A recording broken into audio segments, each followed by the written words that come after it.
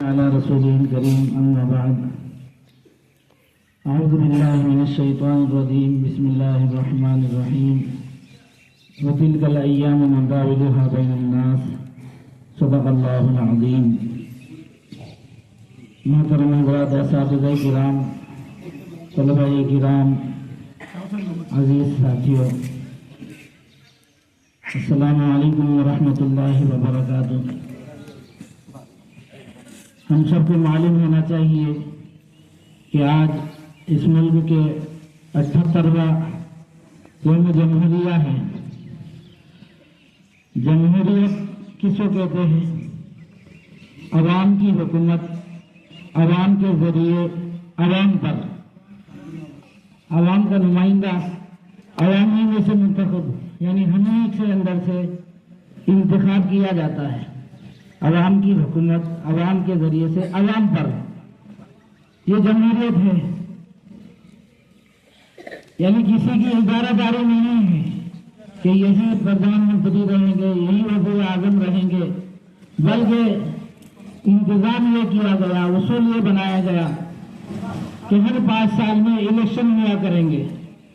Election کے اندر جمہور یعنی عوام اکثریت کے ساتھ جس کو منتخب کرے گی، اسی پارٹی کا نمائندہ جو ہے وزیر اعظم بنے گا۔ یہ جمہوریت ہے اور یہ بڑی قیمتی ہے۔ جو لوگ آزاد نہیں ہیں ان کو پتہ ہے وہ اپنی مرضی سے کہیں سفر نہیں کر سکتے، اپنی مرضی سے ادھر ادھر آ جا نہیں سکتے، اپنی مرضی سے کھا بھی نہیں سکتے۔ ہم دیکھ رہے ہیں جہاں پر ظلم ہے وہاں پر کھانے کے متعلق بھی پریشانی ہے، آپ لوگ یہ نہیں کھا سکتے۔ جو لوگ تعصب رکھتے ہیں وہ لباس کے اوپر بھی نظر رکھتے ہیں، حالانکہ ہمارے ملک میں جو قوانین بنائے گئے وہ حجۃ الوداع کے موقع پر آپ صلی اللہ علیہ وسلم نے جو احکامات بیان فرمائے، کلکم سوا، ہر کوئی برابر سرابر ہے۔ تو ہمارے ملک میں یہ قوانین بنانے والے کوئی عام لوگ نہیں تھے، بلکہ مولانا حفیظ الرحمان سیہاری رحمۃ اللہ علیہ، ان کے ساتھ علماء کی جماعت، ایک بڑی ٹیم، اور مولانا ابوالکلام آزاد اور بڑے بڑے جو اہل علم اور دانشور حضرات تھے جن کے سامنے ساری چیزیں تھیں اور جنہوں نے ہر ایک پہلو کو روشنی دی اور اس کے اوپر نظر کی، اور اس میں یہ کہا کہ دیکھو اس ملک کا ہر شہری برابر ہے، ہر ایک کا حقوق ایک جیسا ہے، کوئی چھوٹا نہیں، کوئی بڑا نہیں، کوئی اعلیٰ نہیں، کوئی ادنا نہیں، ہر ایک کو برابر سے برابر اس کا حق دیا گیا ہے۔ یہ جمہوریت میں ہمارے لیے یہ نازل کیا گیا، یہ حکم دیا گیا، یہ صادر کیا گیا کہ ہم اپنے ادارے اس ملک میں اپنے مذہب کو پھیلانے کے لیے کھول سکتے ہیں۔ چنانچہ مدارس آباد ہے، یہ سرکاری اجازت ہے، دوسرے مذہب کا شخص اپنے مذہب کے فروغ کے لیے اپنے کام کر سکتا ہے اور ہر کوئی کر رہا ہے، اور اسی میں اس کی خوبصورتی ہے۔ سید احمد خان صاحب رحمۃ اللہ علیہ فرمایا کرتے تھے کہ دیکھو یہ ہندوستان ایک دلہن کی طرح ہے، اور ہندو اور مسلم اس ملک کی 2 آنکھیں ہیں۔ اگر ایک آنکھ بھینگی ہو گئی تو اس ملک کا خوبصورتی اور اس ملک کا جمال جو ہے وہ کم ہو جائے گا، اور اگر ایک آنکھ کم ہو گئی تو یہ ملک جو ہے گویا کہ اندھا ہو جائے گا، ایک آنکھ سے بینوا ہو جائے گا۔ اس لیے اس کی خوبصورتی یہ ہے کہ ہندو بھی برابر رہے، مسلمان بھی برابر رہے۔ مولانا ابوالکلام آزاد رحمۃ اللہ علیہ فرماتے تھے لوگوں اس ملک کی تقدیر بنانے والے ہم ہیں، مسلمان ہیں۔ سب سے پہلے جہاد کا فتویٰ دینے والے شاہ عبدالعزیز دہلوی رحمۃ اللہ علیہ ہیں، جنہوں نے انگریزوں کے خلاف جہاد کا فتویٰ دیا۔ مسلمانوں کی قربانیوں سے تاریخ بھری پڑی ہے۔ یہ الگ بات ہے کہ لوگ جو ہے تعصب کی خاطر مسلمانوں کے قربانیوں کو پیش کرنے کے بجائے اپنی قربانیوں کو پیش کرتے ہیں۔ حالانکہ مسلمانوں نے جو قربانیاں دی ہے یہ اس ملک کے اوپر ایک قرض ہے کہ مسلمان اگر نہ ہوتے اور مسلمان اگر قربانیاں نہ دیتے تو کچھ بھی نہیں ہوتا. ہم نے ابھی سنا شہید اشفاق اللہ خان صاحب صرف 27 سال کی عمر میں شہید کر دیے گئے. 1900 میں پیدا ہوئے, 1927 میں ان کو پھانسی دے دی گئی. 9ویں جماعت تک انہوں نے اسکول میں تعلیم حاصل کی. 9ویں جماعت میں اسکول کی تعلیم چھوڑ دی اور کہا کہ اس ملک کو ہم کو آزاد کرنا ہے.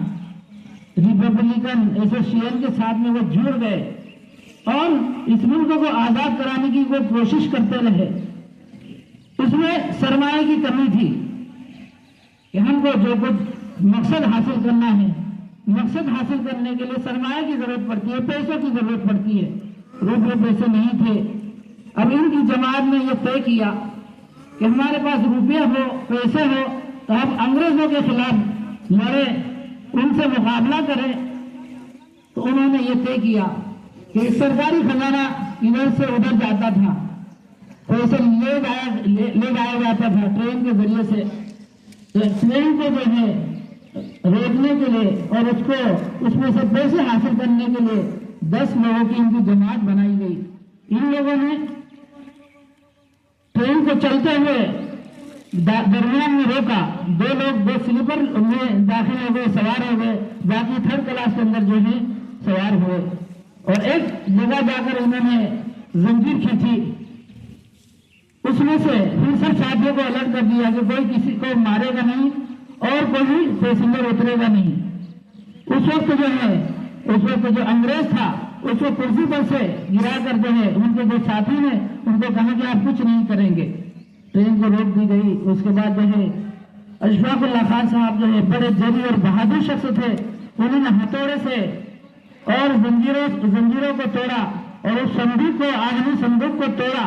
اس کے اندر سے تقریباً 4,679 روپے اتنا مال نکلا.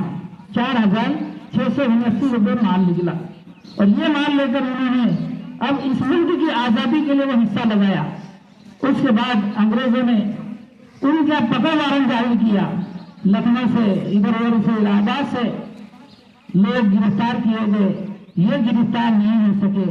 اپنے ملک میں اپنے ہی گاؤں کے اندر یہ جو ہے 1 کلومیٹر باہر گنے کے کھیت کے اندر چھپے رہے. پھر 1 مہینے کے بعد بہار چلے گئے, وہاں ایک نوکری کی. پھر وہ شاعر بھی تھے اور اس میں جو مینیجر تھا ان کو شعر شاعری بہت پسند تھی. ان کے شعر سے بہت متاثر ہوا. ان کی تنخواہ میں اضافہ کر دیا. لیکن ان کو وطن کی فکر تھی. بڑی تنخواہ پانے کے باوجود بھی وہ ایک طرف رہ سکتے تھے, لیکن ان کے دل میں یہ سوال تھا ہمارے اس ملک کو آزاد کرنا چاہیے. چنانچہ انہوں نے وہ نوکری چھوڑی, دہلی چلے گئے. دہلی میں جا کر اپنے دوست کے پاس رہے اور دوست نے مہیلا پھسلا کر کھلایا بلایا, ہوٹل میں ٹہرایا. ادھر سے پولیس کو خبر کر دیا. پولیس باہر آئی, ان کو پکڑ کر لے گئی. گویا کہ دوست نے غداری کی جس کے نتیجے میں وہ پکڑے گئے. ان پر 5 قسم کی دفعات لکھی گئی, درج کی گئی, جس میں سے 3 دفعات کے اندر یہ تھا کہ ان کو پھانسی کی سزا دی جائے, کالے پانی کی سزا دی جائے. اس طرح کی 5 دفعات تھی. چنانچہ ان کی پھانسی طے کر دی گئی. جیل کے اندر وہ رہے تو جیل میں رہنے کے بعد کسی کا وزن بڑھتا نہیں. ان کا جو خطوط نکلے شہید اشفاق اللہ خان صاحب کے 2 خط نکلتے ہیں تو اس میں ایک خط میں یہ درج ہے کہ جب جس دن ان کا پھانسی کا دن تھا تو پھانسی کے دن ان کے وزن کو ناپا گیا تو وزن بڑا ہوا تھا. کیوں بڑا ہوا تھا؟ اس لیے کہ ان کو ہمیں ڈر نہیں تھا کہ میں نے کوئی جرم کیا ہے, بلکہ میں تو اپنے ملک کو آزاد کرانے کے لیے کوشش کر رہا تھا. اور اسی کی کوشش ہے, بلکہ اس کی ماں, ان کی ماں کو اشفاق اللہ خان صاحب نے خط لکھا, ماں تم میری ماں ہو لیکن تم سے ہی بڑھ کر ایک میری ماں ہے, وہ میرا وطن ہے. وہ کیا ہے؟ میرا وطن ہے. میں جیسے تم تکلیف برداشت کرنا میں تم کو دیکھ نہیں سکتا, ایسے ہی میں اپنے ملک میں اپنے شہریوں کو اپنے بھائیوں کو تکلیف میں دیکھ نہیں سکتا. اس لیے ماں تم مجھ سے नाराज मत होना और तुम मेरे लिए दुआ करना। और जब आखिरी दिन था तो ये खत में लिखा कि माँ कल मुझे फांसी दे दी जाएगी, तुम मुझे मेरी इंतकाल पर रोना मत, बल्कि मुझे इस तरह से जुदा करना कि इस तरह से जुदा करना जैसे कोई दूल्हा अपनी दुल्हन को लेने के लिए जा रहा है। और मेरी मौत हकीकत में ये आजादी की दुल्हन को लेने के लिए जा रही है। देखो बंदो, मेरी मौत नहीं हिंदुस्तान की आजादी को लेने के लिए जा रही है। मैं मर जाऊंगा लेकिन इसके नतीजे में से जियाले पैदा होंगे जो इस मुल्क को आजाद करके रहेंगे और नतीजे में हमारा मुल्क आजाद हो जाएगा। हकीकत में ऐसा ही होगा। उनकी कुर्बानी बन गई। 1947 में हमारा इस मुल्क आजाद हुआ। अल्हम्दुलिल्लाह आजाद मुल्क में रहते हैं, जीते हैं, बसते हैं। सुबह हो, शाम हो, रात हो, दोपहर हो, कोई भी मकान कहीं भी किधर भी आ जा सकते हैं। ये आजादी का नतीजा है और ये हमारे बड़ों की कुर्बानियों का नतीजा है। हमारे मुल्क में जितनी भी कुर्बानियां मुसलमानों ने दी है उन कुर्बानियों को याद करने की जरूरत है। ऐसे हजारों, एक नहीं हजारों जियालत है जिन्होंने इस मुल्क को आजाद करने के लिए कुर्बानियां दी है, जिसमें से अभी हमने सैयद अशफाक उल्लाह खान साहब का जिक्र किया है। अल्लाह तबारक व तआला हमको मुजाहिदीन की जो इस मुल्क को आजाद, हिंदुस्तान को आजाद करने के लिए अपनी जान माल की कुर्बानी दी, उनकी कुर्बानियों को कबूल फरमाए और इस मुल्क में हमारे लिए रोशन मुस्तकबिल अल्लाह हमें नसीब फरमाए। कुछ लोग हैं जो इस मुल्क को बुरी नजर से देख रहे हैं, नजर बद लगाए हुए हैं। आज हम सबको मिलजुल कर रहने की जरूरत है। ये गंगा जमनी तहजीब है, यहाँ हिंदू, मुसलमान, सिख, ईसाई अलग अलग मजहब और मिल्लत के लोग साथ में रहते हैं और इसी मोहब्बत और अपनानियत को साथ में लेकर रहने की जरूरत है। एक दूसरे के दुख दर्द में शिद्दत की जरूरत है। हम जमीनी तौर से अपनी बस्ती में, अपने गांव में नील गुलाब साफ करें।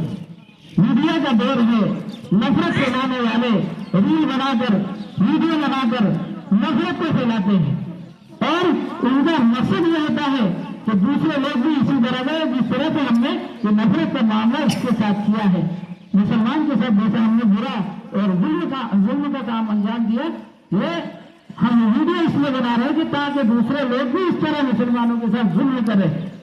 ये मकसद होता है, लेकिन ये मकसद कहीं किसी जगह पर होता है। अक्सर जगह पर हम इस मुल्क में इसलिए कामयाब है, अच्छी तरीके से हम रह रहे हैं कि हम जमीनी एतबार से एक दूसरे के साथ रहते हैं, एक दूसरे के दुख दर्द में शरीक होते हैं, उनकी खुशी में शरीक होते हैं, शादी में हम जाते हैं, इंतकाल में, मौत में जाते हैं और किसी को कोई तकलीफ जरूरत पेश आती है उसकी तकलीफ को दूर करते हैं, उसकी जरूरत को पूरा करते हैं। यही मोहब्बत है और हमारा इस्लाम भी यही सिखाता है कि देखो हम इंसानियत की खातिर हर एक को नफा होता है। अल्लाह के नबी सल्लल्लाहु अलैहि वसल्लम ने इरशाद फरमाया, खैरुन नास मन यनफउन नास, लोगों में बेहतरीन इंसान वो है जो लोगों को फायदा पहुंचाता है, नफा पहुंचाता है। हम खुद अपनी जिंदगी में जिए, बल्कि इंसानियत की खातिर, इंसान होने के नाते जिसको दुख में हम देख रहे हैं तो उसके दुख को दूर करने की कोशिश करें। अल्लाह के नबी सल्लल्लाहु अलैहि वसल्लम ने यही इरशाद फरमाया, देखो इंसान तो ऐसा रहता है कि जैसा बदन रहता है ऐसे ही हम सारे इंसान की तरह हैं कि बदन में अगर एक जगह तकलीफ होती है तो सारा बदन उस तकलीफ को महसूस करता है। इसी तरह अगर एक इंसान को तकलीफ हो रही है तो सारे इंसानों को उस तकलीफ का एहसास होना चाहिए कि मेरे भाई को तकलीफ क्यों है, मेरे भाई को तकलीफ क्यों है। यही हमारे जीने का मकसद है, यही है अल्लाह के नबी सल्लल्लाहु अलैहि वसल्लम की तालीम और यही तालीम को हमारी जिंदगी में नाफिज करना है। हमारे बच्चों को कहना है, हमारे जो भी है हमारे साथ रहने वाले उनको बतलाना है ताकि हम अल्लाह को भी राजी कर सके, अल्लाह के नबी सल्लल्लाहु अलैहि वसल्लम को भी राजी कर सके। मैं दुआ करता हूँ हमारे इस मुल्क के लिए, अल्लाह तबारक व तआला इसको रोशन मुस्तकबिल नसीब फरमाए, इसको नजर बद से बचाए और मोहब्बतों के साथ जीना नसीब फरमाए और इस मुल्क को सुपर पावर बनाए। व आखिर दावाना अनिल हम्दुलिल्लाहि रब्बिल आलमीन।